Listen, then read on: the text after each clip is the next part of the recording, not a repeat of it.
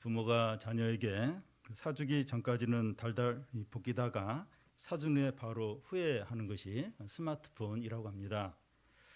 부모가 스마트폰을 이제 자녀에게 사주고 나서 후회하는 이유는 스마트폰 사용 때문에 매일 싸우기 때문입니다. 부모가 자녀가 이 핸드폰을 마음껏 사용하도록 놔두면 다툴 일이 없지만 통제를 하게 되면 다툼이 있습니다. 저의 아들이 이제 청소년 때 밤마다 엄마는 핸드폰 내놔 이러면 1시간만 더 하다가 결국 투덜투덜 대면서 핸드폰을 반납을 했습니다. 그러다가 한밤중에 그 핸드폰을 다시 달라고 요구할 때도 있고 밤마다 핸드폰 때문에 서로 마음이 상하는 일이 자주 있었습니다. 부모 입장에서는 너는 내 자녀이고 내가 사준 거니까 이 핸드폰 사용에 대한 이제 통제권이 있다고 생각을 하고, 이 자녀 입장에서는 이 부모라 할지라도 자녀의 권리를 침해하는 것이라고 생각을 하는 겁니다. 어떤 때는 자녀가 반납을 잘해요. 잘합니다. 부모가 이상해서 이렇게 지켜보면 어디서 공개를 구해서 밤새도록 이제 하는 겁니다. 그것도 부모에게 들키면 이제 빼앗기게 되죠. 자녀가 성년이 되기까지 핸드폰 사용에 대한 이 부모와 자녀의 주도권 싸움이 있습니다. 그런데 이런 부분은 모든 믿는 자들과 하나님과의 관계에서도 있습니다. 자기가 중요하게 여기는 부분에 대해서 하나님의 주권을 인정하고 하나님의 뜻대로 하느냐, 아니면 자기가 주인이 되어서 자기가 원한 대로 하느냐 하는 겁니다. 이것은 절대로 쉬운 부분이 아닙니다. 우리도 원하는 것이 있고 욕구가 있는데 하나님의 주권을 인정하고 자기 뜻을 포기하는 게 절대 쉽지 않습니다. 그런데 우리의 믿음은 이런 문제에서 어떻게 하느냐 하는 것으로 나타나게 됩니다. 이사야 당시에 그 유다의 지도자들에게 중요했던 것이 외교 문제였습니다. 이 북쪽의 아수르가 점점 세력을 확장하면서 유다를 위협을 했습니다.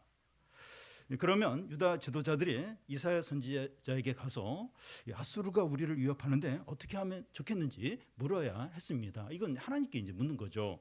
그런데 그렇게 하지 않고 비밀리에 남쪽에 있는 강대국인 아수르의 사람을 보내서 비밀리에 동맹을 맺는 겁니다. 유다가 이렇게 하는 게 왜 죄가 됩니까?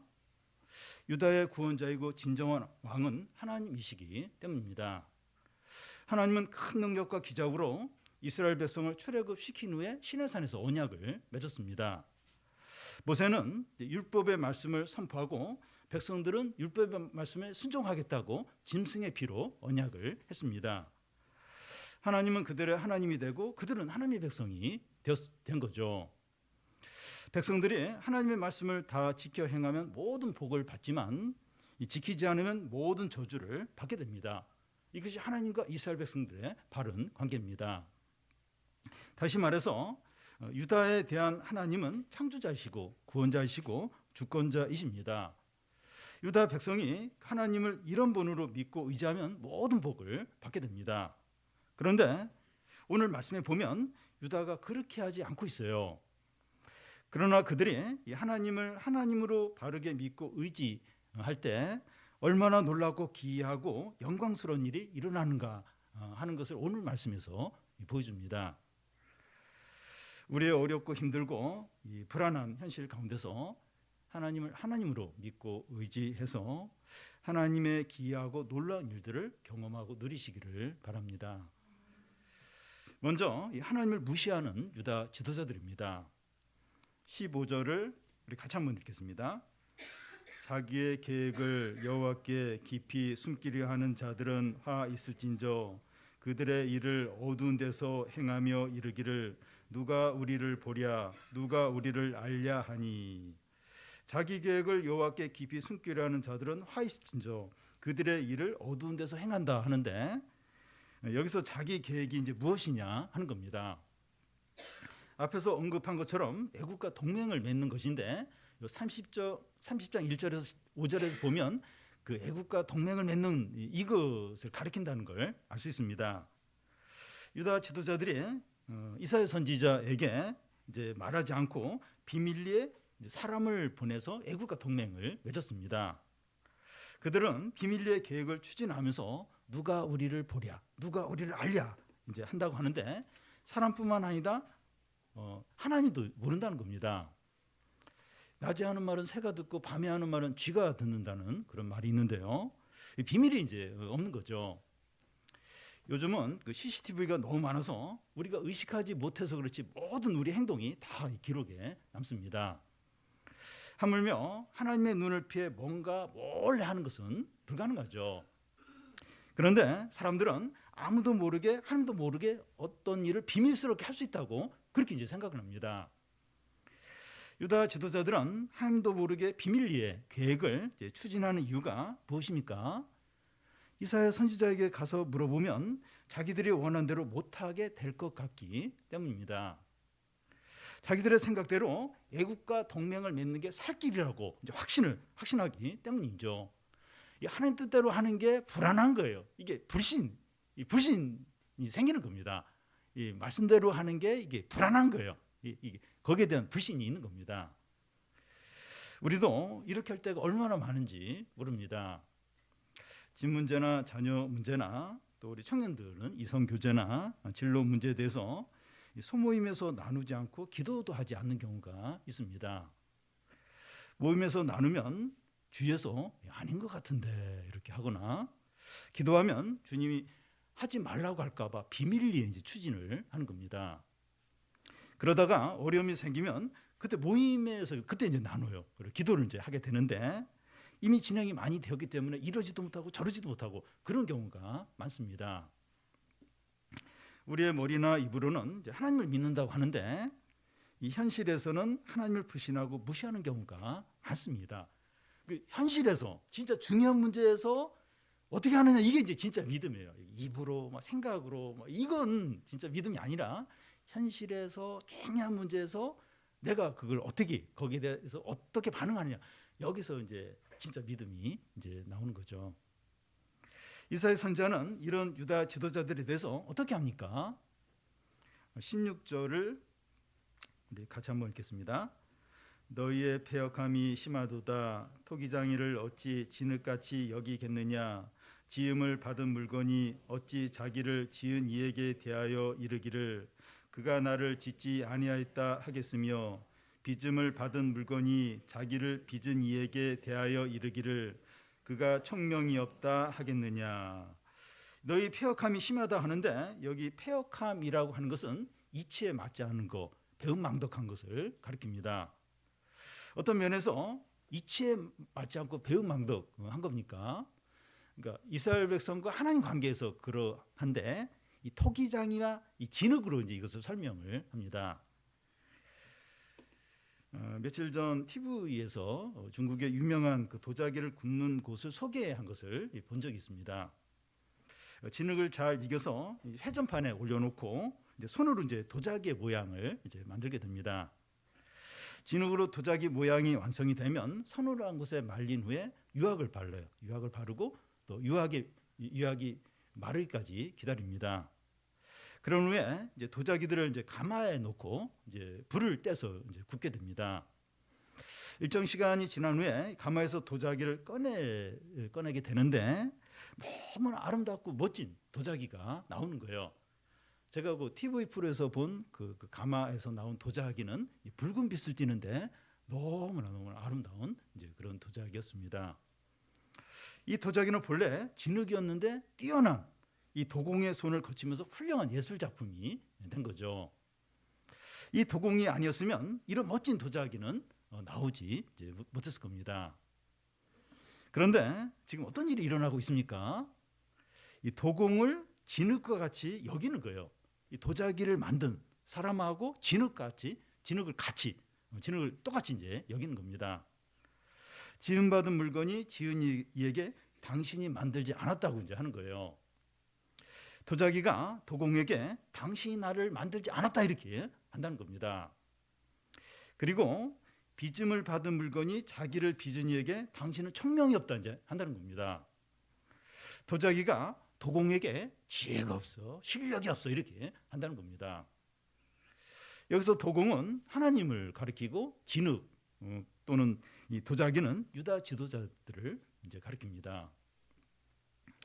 유다 백성이 하나님께 이제 이렇게 이제 한다는 것인데, 하나님과 그들 자신을 이 동등하게 여기는 정도가 아니라 하나님을 인정하지 않고 무시하고 불신하는 겁니다.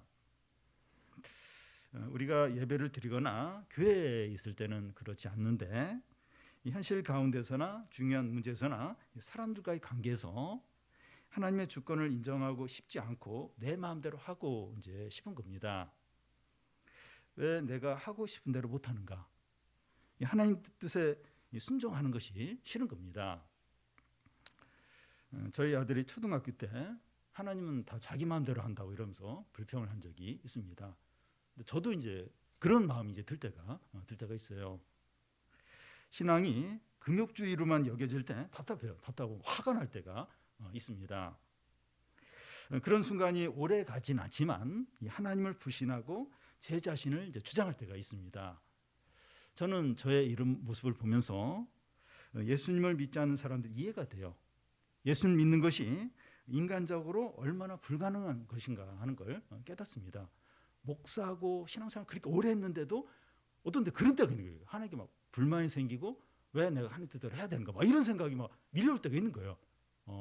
그러니까 참 예수님 믿는 게 이게 인간적으로 불가능한 거고 불가능한 그걸 뭐 너무나 이제 느끼게 됩니다. 우리가 중요하게 여기고 민감하게 여기는 것에 대해서 하나님의 주권을 인정하는가 하는 것을 통해서 우리의 믿음이 드러나게 됩니다. 다음은 이 사람들이 하나님을 인정하지 않고 무시하기 쉬운데 이 하나님은 실제로 어떤 분이신가 하는 겁니다. 하나님은 기이하게 행하십니다. 여기 보면 세 가지가 나오는데요. 17절에서 19절까지 한 절씩 교독하겠습니다. 오래지 아니하여 레바논이 기름진 밭으로 변하지 않겠으며 기름진 밭이 숲으로 여겨지지 아니하겠느냐.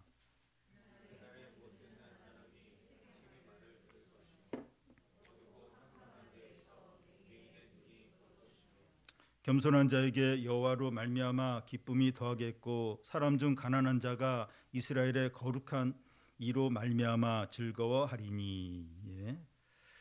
예. 하나님이 행하신 기이한 일의 첫 번째는 레바논이 기름진 곳으로 변한다는 거예요. 본래 레바논은 백향목이라는 좋은 나무로 큰 숲을 이루고 있는데 이 아수르가 이웃 나라를 정복하면서 나무들을 다 베어버린 겁니다. 그래서 아주 황량한 곳이 됐습니다. 보통 그런 곳은 이제 생태계가 무너져서 황폐한 곳이 되어 사람이나 동물이 살지 못하는 그런 곳으로 이제 되어버립니다. 유조선이 바다에 침몰하면 그 지역의 이 바닷속은 생태계가 다 완전히 무너져 버립니다. 산불이 나서 불이 산을 한번 훑고 지나가면 나무나 풀이나 동물이나 남은 것이 없이 다 죽게 됩니다. 그런데 어떤 일이 일어납니까? 나무가 없던 황량한 레바논이 기름진 밭으로 변하고 다시 큰 숲으로 바뀐다는 거예요. 유조선이 침몰한 바닷속을 30년이 지난 후에 잠수부들이 이제 들어가서 보니까 산호초들이 유조선을 다 덮은 거예요. 다 덮고 물고기들이 그곳에서 알을 낳고 번식하는 장소로 사용이 되더라는 겁니다. 완전히 그 유조선이 그곳에 적응이 되고 오히려 그곳을 어떤 생명의 터전으로 이렇게 바뀐 겁니다. 산불이 난 곳이 40년이 지나니까 다시 울창한 숲으로 바뀐 겁니다. 자연이 이제 스스로 했다고 볼 수 있는데 자연을 다스리는 하나님이 그렇게 하나님이 완전히 황폐한 곳을 다시 완전히 이렇게 복구를 시킨 거죠. 회복을 시킨 거죠. 놀라운 일이죠. 놀라운 일입니다. 이것을 이제 영적으로 이제 볼 수 있는데 그 앞에 이제 9장 그 1, 2절을 보면 전에 고통받던 갈릴리를 영화롭게 하셨느니라. 흑암에 행하던 백성이 큰 빛을 보고 사망의 그늘질 땅에 거주하던 자에게 빛이 비추도다 합니다. 갈릴리 지역은 사망의 그늘진 땅이었는데 예수님이 그곳에서 복음을 전하심으로 빛이 비쳐요. 생명의 역사가 나타났습니다. 예수님 때문에 영적으로 죽었고 황폐한 곳이 생명과 은혜가 가득한 숲으로 바뀐 겁니다. 어떤 나라나 지역에 복음이 전해지면 이런 놀라운 변화가 일어나게 됩니다. 1900년대 초 이제 한국에 이 선교사들이 들어오고 복음이 전해지면서 미신과 또 온갖 질병과 막 노름, 도박과 이런 이 한국 사회가 바뀌었어요. 빛이 비추어지고 이렇게 어떤 소망의 땅으로 바뀌게 되었죠. 하나님이 기이하게 행하신 두 번째는 장애인들이 치료를 받는다는 겁니다. 듣지 못하던 자가 이 책의 말을 들을 것이며 맹인의 눈이 볼 것이라는 거예요. 세례 요한이 자기 제자들을 예수님께 이제 보내서 묻기를 구약에서 오시기로 한 분이 당신입니까? 우리가 다른 사람을 기다려야 됩니까? 이렇게 묻습니다. 그때 예수님이 가서 기머거리가 듣고 맹인이 보고 가난한 자들에게 복음이 전해진다고 그렇게 전하라고 합니다. 메시아가 왔을 때 이런 일이 일어난다는 거죠. 예수님의 말씀대로 그 맹인들이 눈을 뜨게 하고 듣지 못하던 자들이 듣게 하셨습니다. 기적이고 귀한 일이죠. 이제 구약에 보면 죽은 자를 살리는 일이 있었는데 이렇게 맹인이 눈을 뜨고 이렇게 귀 못 듣는 사람이 막 듣게 되고 이런 일이 없었어요. 그러니까 메시아가 올 때 이제 이런 일이 일어나는데 예수님이 오셨을 때 이런 일이 실제로 이제 일어났습니다. 기적이죠. 기적이고 귀한 일입니다. 이것을 영적으로 생각하면 그 영적인 눈이 열려서 하나님 나라를 보고 영적인 귀가 열려서 말씀을 듣는 겁니다. 앞에 11절과 12절에서 하나님의 말씀을 이제 기록된 책으로 읽으라고 하는데 봉해져서 못 읽는다고 그래요. 그리고 글자를 몰라서 못 읽겠다고 그렇게 이제 말합니다. 영적인 이제 맹인인 것을 이제 가리키죠. 그런데 이 말씀을 읽어서 깨닫고 말씀을 들을 수 있는 귀가 열리는 것은 기적이고 귀한 일입니다. 하나님이 하시는 거죠. 성령의 역사입니다. 요즘 주보에서 우리 청소년 청년들의 글들이 이렇게 좀 있는데 그들이 말씀을 듣고 깨닫는 것은 기적이고 귀한 일입니다. 한 번씩 놀라워요. 이렇게 청소년들이 젊은 청년들이 이렇게 말씀을 깨닫고 그걸 적용하고 이건 귀한 일입니다. 이거 놀라운 일입니다. 놀라운 일을 하나님이 하시는 거죠. 하나님이 하시는 일이죠. 하나님이 행하시는 귀한 일 세 번째는 비천하고 가난한 자가 기뻐한다는 겁니다. 여기 19절에 보면 그 겸손한 자가 나오는데 밀련한 자를 말하고 이 밀련한 자가 여호와로 말미암아 기쁨이 넘치게 된다는 겁니다. 또 19절 중간에 보면 사람 중에 가난한 자라고 하는데 이 사람 중에 가장 가난한 자를 가리킵니다. 가장 빈곤한 자가 이스라엘의 거룩하신 이로 말미암아 즐거워한다는 겁니다. 요즘 직장에서 한번 이제 밀려나서 이제 퇴직을 하거나 또 경제적으로 가난해서 빈곤층이 되면 다시 재기하기가 너무나 어렵습니다. 그냥 밀려난 상태에서 살거나 빈곤층으로 살 수밖에 없습니다.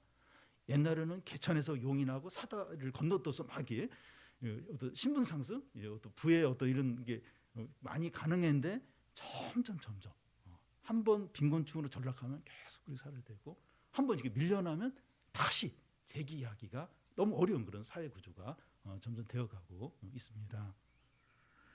그런데 그들의 지위와 경제적인 부분이 회복이 되어서 행복하고 부유하게 된다면 기적입니다. 하나님께서 이런 귀한 일을 행하신다는 거예요.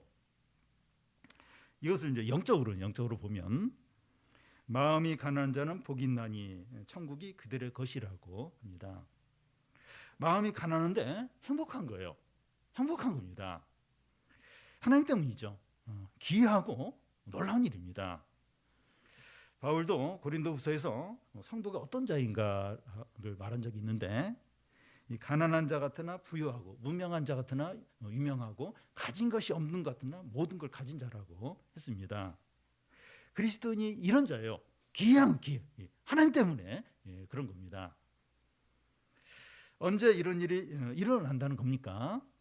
17절 앞에 보면 오래지 아니하여 하는데 이사야 당시에 오래지 아니하여 하니까 금방 이제 이런 일이 일어날 것 같은데 하나님의 시간으로 봐야 됩니다. 오래지 아니하여, 이거 하나님 시간으로 봐야 돼요. 그때가 이제 언제인가 하면 예수님이 이 땅에 오셨을 때입니다. 예수님이 이미 이 땅에 오셨기 때문에 지금 우리가 사는 이 시대를 가리킵니다. 그러니까 이사야 당시에 오래지 아니하여, 이게 언제냐? 예수님이 오셨을 때, 예수님 오신 그 이후의 시대, 우리가 사는 이 시대가 지금 오래지 아니할 여기에 해당됩니다. 우리가 사는 이 시대가 하나님께서 귀한 일을 행하시는 때인 거죠.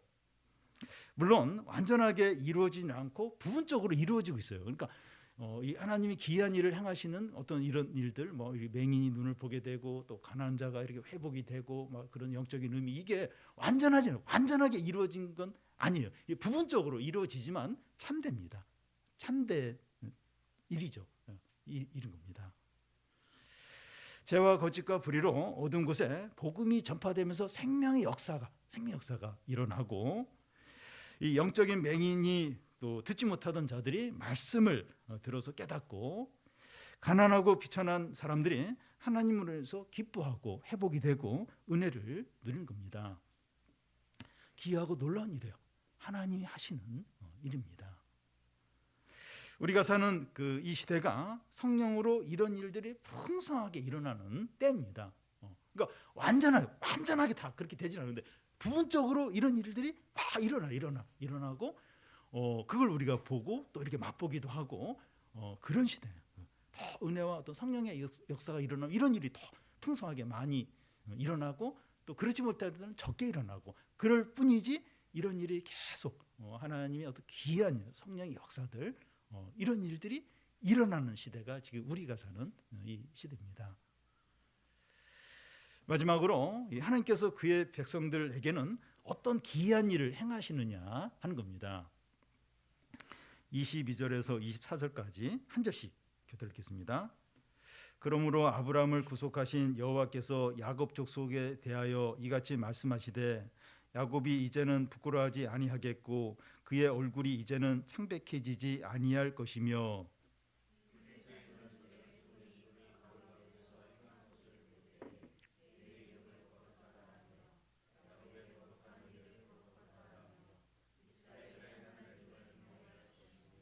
마음이 흥미하던 자들도 총명하게 되며 원망하던 자들도 교훈을 받으리라 하셨느니라. 예.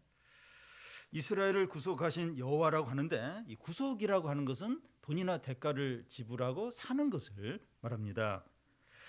여호와께서 야곱 족속에 대하여 말씀하신다고 하는데, 이 야곱하면 뺀질뺀질하고 인간적인 방법을 자주 사용한 사람이 연상이 돼요. 야곱이 좀 그래서 변화되기 전까지 뺀질뺀질하고 인간적인 꽤 이렇게 많이 사용하고 그렇게 했었습니다. 여기 야곱의 족속은 이스라엘 백성을 가리키는데, 이스라엘 백성은 뺀질뺀질하고 인간적인 방법을 자주 사용했습니다. 그래서 이제 이스라엘 백성을 야곱의 족속이라고 부르는 거예요. 이게 그런 야곱과 비슷한 그런 모습을 이제 이스라엘 백성이 가졌죠. 그런데 여호와께서 야곱 족속에 대해서 뭐라고 이제 말씀하시는가 하면, 야곱이 이제는 부끄러워하지 않고 그의 얼굴이 이제는 창백해지지 않는다는 겁니다. 이제는 이제 그렇지 않다는 것은 전에 야곱의 인생을 보면 부끄러움을 당하고 지쳐서 수척해질 때가 자주 있었다는 거죠. 하나님을 의지하지 않고 인간적인 방법을 쓰니까 그런 거예요. 그러니까 막 그렇게 방법을 쓸 때는 좋은데 결국은 이제 막 부끄러움을 당하는 거예요. 그리고 막 지치고 이제 막 얼굴도 막 창백해지고 이제 이렇게 하나님 의지하지 않고 그러면 이제 막 이제 그런 상태가 자주 이제 오는 거죠. 이 야곱의 족속인 이스라엘 백성들도 야곱처럼 이제 부끄러움을 당하고 지쳐서 수척해질 때가 자주 있었지만 이제는 그렇지 않다는 거예요. 전에는 그랬는데 지금은 이제 안 그렇다는 겁니다. 하나님께서 무슨 일을 하셨길래 이제 그런 겁니까?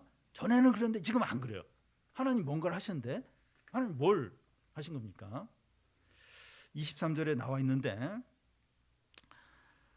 오늘 우리가 이게 이사야서를 읽었는데 저는 몇 번 읽어요. 이게 무슨 얘기인지. 한국말이 그리 어렵고 또 막 옛날 고어체로 써 있고 또 23절도 좀 어려워요. 그래서 그 메시지 성경 그게 좀 더 이렇게 쉽게 명확하게 나와 있어서 제가 한번 23절을 한번 읽어보겠습니다. 이제 그가 자손을 보게 될 것이기 때문이다. 내가 그에게 많은 자녀들을 선물로 줄 것이다. 그리고 그 자손들은 거룩한 삶을 살면서 나를 높일 것이다. 거룩한 예배로 야곱의 거룩한 분을 높이고 이스라엘의 하나님을 경외하며 섬길 것이다 하는 겁니다. 이 많은 자녀들을 선물로 줄 것이라고 하는데, 요즘 우리나라의 어린이들이 적은 이유는 유아 사망률이 높아서가 아니라 출산을 하지 않으려고 하기 때문입니다.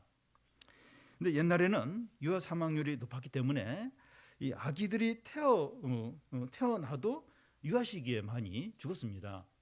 우리 작년 때 우리 좀 작년 저를 포함해서 우리 좀 작년들 그 옛날에 이렇게 태어났을 때 형제들 중에서 이렇게 한둘씩 죽었어요. 그러니까 나중에 이제 부모가 이야기해, 너희 형이나 누가 이제 몇 살 때 이렇게 죽었다. 유아 때 이렇게 한두 명씩 이렇게 죽는. 그러니까 유아 사망률이 옛날에는 많이 높았습니다. 근데 창세기에 보면 야곱의 가족이 애굽에 내려갈 때 그 당시 유아 사망률이 엄청나게 높을 때였는데 70명이 내려갔는데 400년 만에 200만 명으로 이제 늘어나는 겁니다. 이것은 엄청나게 많은 자손을 하나님이 선물로 주신 거죠. 그때는 너무 유아 사망률이 높았는데 70명이 내려가서 야곱의 가족이 70명이 내려갔는데 400년 만에 200만 명. 그러니까 막 수학자들이 막 그 계산해요. 이게 한 사람이 부부가 몇 명, 13명을 낳고 그 13명이 한 명도 안 죽고 또 13명씩 낳고 뭐 이렇게 하면 이게 그 산술적으로 가능하다 그래요. 근데 사람이 그 돼지도 아니고 어떻게 13명씩 낳고 13명이 한 사람도 안 죽고 또 13명씩 낳고 이게 엄청나게 하나님의 자손들을 엄청나게 많은 선물로 이제 주신 겁니다. 그런데 그 자손들이 이제 숫자만 많은 것이 아니라 그들이 거룩한 삶을 살면서 하나님을 높이고 거룩한 예배로 거룩한 하나님을 높이고 이스라엘 하나님을 경외하며 섬긴다는 겁니다. 그런데 우리가 이제 이스라엘 역사를 보면 이스라엘 백성들은 거룩하게 살지 않았어요. 또 하나님께 이렇게 거룩한 예배를 드리지 않았습니다. 어떻게 된 겁니까? 어떻게 된 거죠? 아브라함을 구속하신 하나님께서 야곱 족속인 이스라엘 백성을 이제 구속하시는 통해서 이렇게 돼요. 그냥 이렇게 이스라엘 백성들이 역사적으로는 그렇게 안 돼요. 그렇게 안 되는데 어떻게 하면 이들이 지금 이 말씀대로 이제 그렇게 거룩한 삶을 살고 또 하나님께 거룩한 예배를 드리고 어떻게 그게 되느냐? 구속을 통해서 이제 그렇게 됩니다. 구속은 값을 치르고 사는 것이라고 말하는데 짐승의 피값이 아니라 하나님의 아들의 피값을 통해서 구속을 이제 하시는 겁니다. 이 마음과 영혼을 정결케 해요. 새 사람이 되게 하십니다. 그리스도의 피로 사람을 완전히 정결케 하고 새 사람을 만드는 거죠. 그래서 그들이 거룩한 삶을 살고 거룩한 예배를 드리고 하나님을 경외하며 섬기는 겁니다. 인간적인 방법에 익숙하고 뺀질뺀질한 백성이 이렇게 변하는 것이 기적이고 놀라운 일이죠.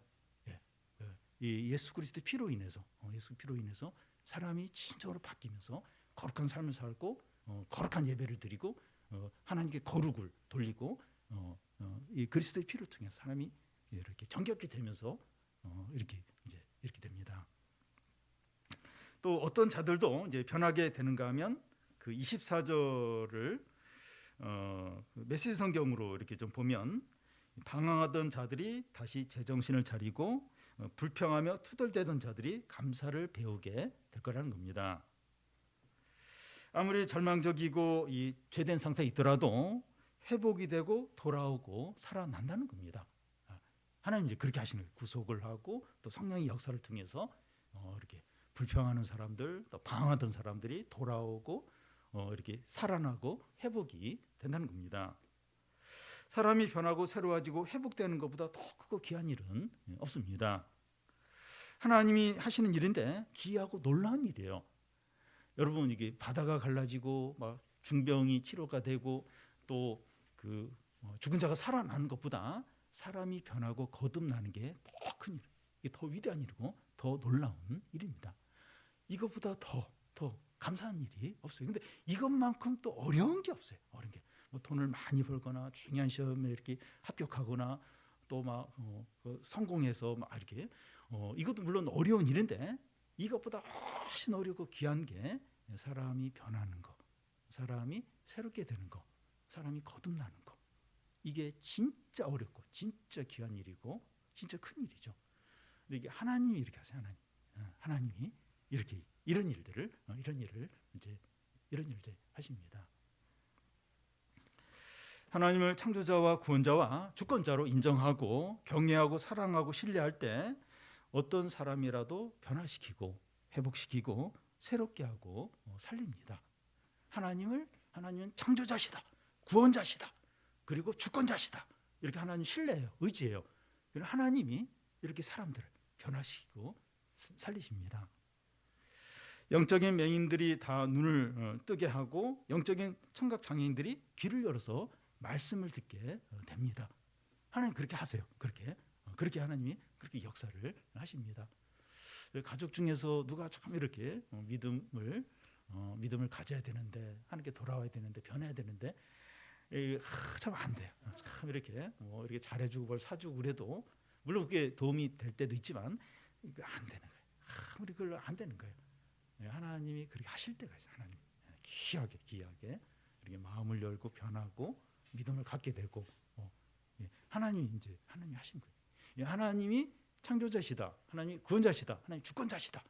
그걸 믿고 신뢰하고 그 주님께 맡기고 그렇게 할 때 하나님 귀하게 불가능한 그런 일들을 이제 행하십니다. 가난하고 절망 가운데 있는 사람들이 크게 기뻐하고 존귀케 되고 축복을 받아요. 그게 이제 외적으로 실제적으로 이제 그런 일이 일어날 수도 있고 그렇지 않더라도 영적으로 참 이렇게 상황은 어려운데 마음의 기쁨과 감사와 은혜가 넘치는 겁니다. 그래도 또 뭐 상황이 실제로 기적으로 상황이 바뀌기도 하고 하나님이 그렇게 하세요. 하나님 그렇게 하십니다.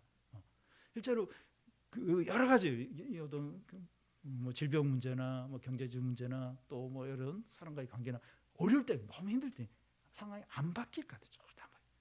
근데 기도하고 이렇게 기다리고 주님 신뢰하고 이렇게 바뀌고 이렇게 회복이 되고 그게 실제로 이제 일어납니다.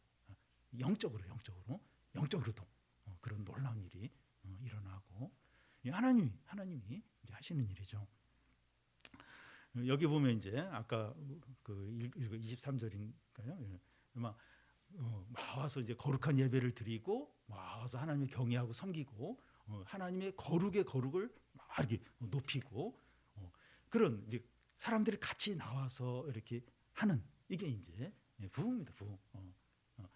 이것도 이제 이게 가장 크고 우리가 좀 이걸 위해서 기도하는데 참 이렇게 같이 나와서 온 마음으로 찬양하고 하나님의 이름을 높이고 또 변화된 어떤 그런 것으로 좀 또 하나님께 나오고 이런 일이 하나님이 행하십니다. 하나님. 이거 뭐 사람으로 어떻게 안 돼요. 사람은 하나님께서 이제 이런 어떤 부흥을 주시도록 이런 성령 역사를 주시도록 우리의 마음을 하나님께서 이렇게 움직여 주셔서 한 마음이 되도록 이게 참 가장 큰 일이죠. 가장 놀라운 일이죠. 현실 가운데서 중요한 문제 앞에서 우리의 믿음이 어떠냐 하는 것이 드러나게 됩니다. 우리가 하나님의 주권을 인정하고 하나님 뜻대로 행함으로 우리의 믿음이 진실하고 참되다는 것이 다 드러나기를 바랍니다.